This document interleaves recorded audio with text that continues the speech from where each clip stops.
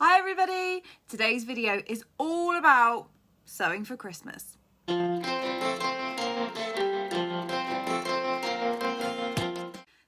whether you like sewing for Christmas gifts or whether you like sewing just for stuff for the house, then I have got loads of options for you today. Well, I haven't, that's not strictly true. I've only got 9, but I went through them all with a very fine tooth comb and I decided on my favourite 9. So you'll be able to join in and share with me. Now, for some of you, making Christmas gifts might be really, really tricky because it can be so hard to make so many all in one go. I mean, we are at, what are we in now? October, November. We've got 2.5 months, really, to get all that sewing going. And if you've got a big family or if you've got lots of presents to make, that can be a real challenge. So I've got a couple of projects that can be nice, easy gifts, and I've got stuff that can be whipped up really, really quickly. Should we take a look? If you're new to this channel, then welcome. My name is Phili. I would absolutely love it if you could like and subscribe. Okay, so our first project is a DIY cutlery holder for the table. I always end up forgetting about the table and it gets to like Christmas Eve and I'm like, oh, we're just gonna sit and eat Christmas dinner on normal tablecloth or the normal this, the normal that. So this year I'm going to make a real concerted effort to make more of the Christmas table. I think I did last year. I was like, oh, I'm going to make a centerpiece and I'm going to do this and I'm going to forage for that. It's like, yeah, those ideas are great until you get into the swing of it. And then all of a sudden, if it's not Christmas parties, it's church stuff. And if it's not church stuff, it's family stuff. And if it's not family stuff, it's more shows for the kids and everything else. So this time round I'm going to make more of the table and it's going to be starting off with these DIY cutlery holders. Now this pattern is from Easy Peasy Creative. I've got it on my screen here, don't panic. I'm not reading off script or anything like that, certainly not me.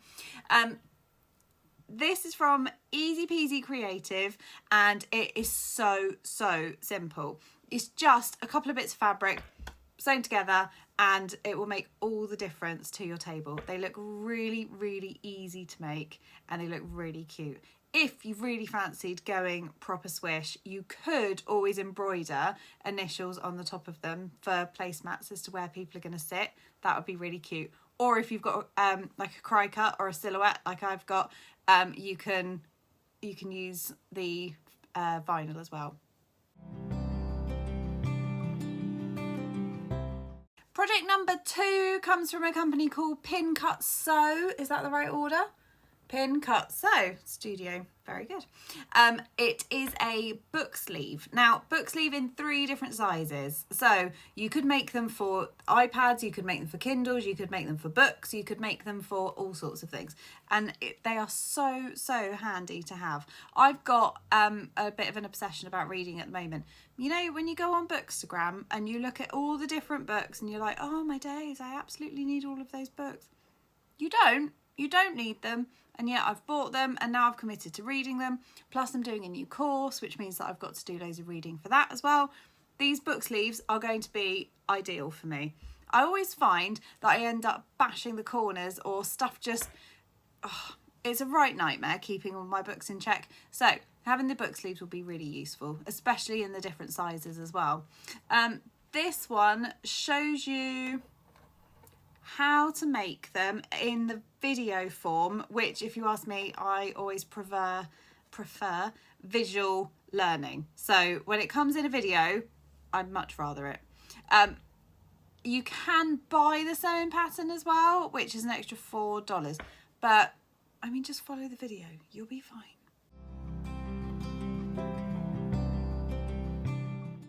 Number 3 is by Just Made Sew and it's a quilted water bottle cover. Hot water bottle cover. Hot water bottle cover. Those words in the right order. I have been thinking about doing some quilting, but I just don't really have the inclination to make a great big one. I also don't have the space. I think quilting is like, it's a big house project, right? I don't have a big house. Well, I don't have a little house, but I have the space because I have a lot of people in my house. So I digress. this quilting project will be ideal for me to be able to practice my quilting skills whilst also making something nice for somebody. Not that anybody uses hot water bottles anymore, but that's besides the point. My grandma would, because that's the sort of thing that she would like. This tutorial is absolutely ideal because it not only shows you step by step on what to do, but it also gives you how to lay it out as well. Although, yeah, step 1, step 2 and step 3. And it's literally like how to put it all together, which is really, really simple. So it's like a real beginner quilting project. Thankfully, that's me. So this is another one by Made Just So. This is a Christmas tree decoration, which I thought looked really, really pretty. It's called, the style is EPP, which is English paper piecing. I don't know, maybe I'm not English enough that I don't know what English paper piecing is, or whether the paper is English, or whether the process of piecing is English, or whether the English paper piecing is probably the most particularly I don't even know how to say it.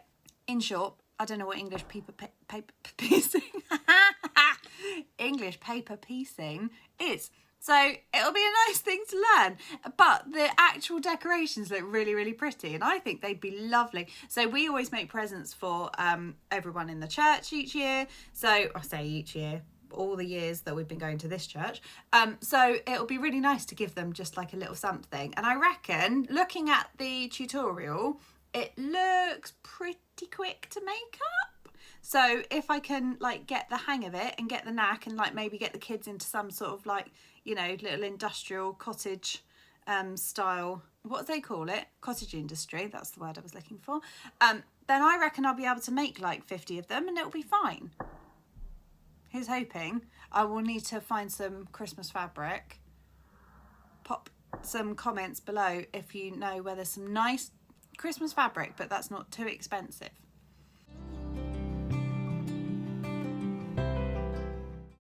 I've lost count of where we are, but the next one is a Christmas stocking pattern. Now, obviously, I'm going to be making the kids Christmas stockings because we lose them every single year. Every year I go, put them away in the Christmas box. They've got to go in the Christmas box. No, every year we come back and they go, where is my stocking? Now, it wasn't like this in my day. My day, I used to use a pillowcase, but then it would appear that I was a very spoilt child because I got a pillowcase full of presents from Santa, and then I got like lots and lots of presents under the Christmas tree as well. We don't do that in our house. No, no, no. I don't know what my parents were thinking, but no, we don't do that in our house. We have a small stocking. Wow. About that big. And it has just like a couple of bits in it. And then we have some presents under the tree. But an actual pillowcase full of presents and then more presents, that's absolute madness, isn't it? I can't do that for 4 kids. I'm going off piste. Christmas stocking pattern is going to be so simple to make, but it's going to look really, really pretty as well. And by the time I've whipped up 4 of them, maybe a couple for the dogs too, I'll be done. Now, this project is one that I have made before and that I would absolutely love to do for my niece and for my nephews. I've got a video on it already. It's the reading pillow, and honestly it is the quickest and easiest thing to put together, but it's really, really lovely and really meaningful. This one is from The Happiest Camper, and it shows you a step-by-step on how to do it, or you can go have a look at my video and see how I made the reading pillow too. So one of our little friends is getting dedicated at church on Sunday, and I thought I would make her a little present. She's only 2 years old, and I've already made her a teddy before, so I can't make another one of those, but I did want to make something a little bit special. So I thought I would make a little reading pillow for her, and then I will get a nice little book to pop inside it, and that will be like a nice little present.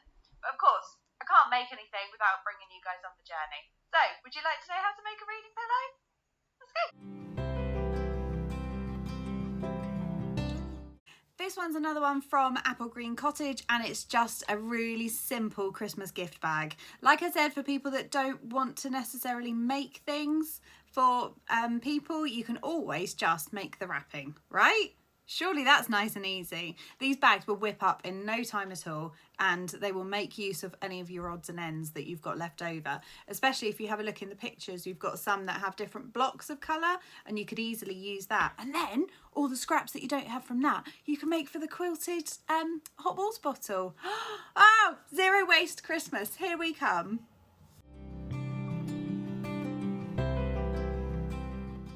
So this pattern is from Sew Can She, and it's a 1 metre or 1 yard apron pattern.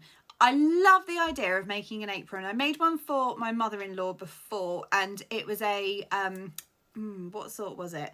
It was for her pottery. So it had to have like a split front so that she could get round the throwing table. What are they called? Potter's wheel. Oh my word. I don't know if I've mentioned, so I've got really bad anemia, and it really messes with my head and gives me the worst brain fog when my iron levels are out of sync. So it just means that when I'm sitting here talking to you, all my words just run off. I'm not the best at YouTube. Maybe I should start writing scripts, or maybe I'll just take some more iron and then get rid of the brain fog. That would be great, wouldn't it? So what I would love to do is to make an apron for myself and embroider a little Christmas scene on the front of it. I really want to give embroidery like a real hearty go. I've got some like kits and stuff, and I did one t-shirt which was really, really nice, but I'd love to try and do something a bit bigger. And then if I make a Christmas one, it means that I'm going to use it year after year after year. So it will make sure that all the hours of input into it was worth it. By the way, for those of you that are about to comment that Guinness is really good for iron levels, great. I am aware. I just can't drink it in the middle of the day, so not so great. Thank you though. Thank you for thinking of me.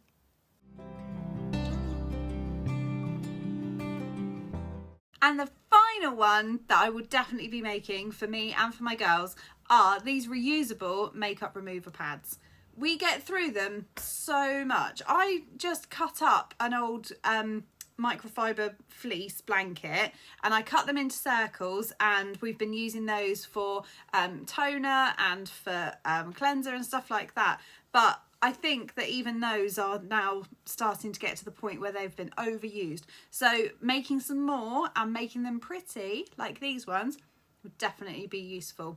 This tutorial is actually really, really handy because it goes step by step. I just really like it when people make pictures of every single step so that you can see what you're doing, so that so when it says cut it into quarters, you're like, oh wait, but is this the right, should it look like this? I don't know. So when they take photos and they put that alongside it, makes my whole process a lot easier, and it makes me feel a lot more confident that I'm doing the right thing. So things like this are an absolute ideal beginner sewing project. I think I'm going to get started on the Christmas tree decorations first, because if I've got to make 50 of them and I've got, what is it, like 12 weeks till Christmas, then I probably need to get going pretty sharpish. So I think I'll be making those first, and then after that, oh, but do I get started on the apron? Maybe I'll get started on the apron, and then I can just whip that up quickly, and then I can have a look through the embroidery magazines. Oh, maybe I should tell you about the fact that so I subscribe to Readly, which is a magazine app which allows you to download and access loads and loads and loads of online magazines, like embroidery magazines, sewing magazines, crochet magazines, all sorts. It's only £10 a month, which, if you think that some of the sewing magazines on their own are like £7-8, I mean, admittedly you don't get all like the extra gubbins with them, so you know, sometimes you get like a free gift and stuff. You don't get that, but you do get all the patterns that are inside the magazines, which I think are worth way more than £10 a month. So I'm going to have a little look through the embroidery ones and see if I can find a pattern to go on the front of my apron. So yeah, those will be the 2 projects that I'm going to prioritise over the coming weeks. I do owe you an apology because last week I said that I was going to do a Hello Kitty crochet wall hanging.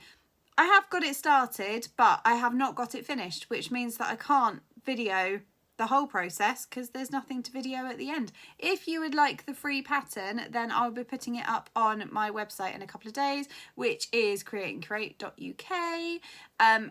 You will be able to find it there. You'll be able to download it for free, and then I will hopefully get the finished article sorted pretty soon. Well, that's it for me from this week. I am fully into Christmas mode already. It hasn't even been Halloween yet. Don't care. I'm ready. I'm living for it. It's like the second the weather starts to turn, you're like, Christmas, let's go. Let's do it. I'm so excited.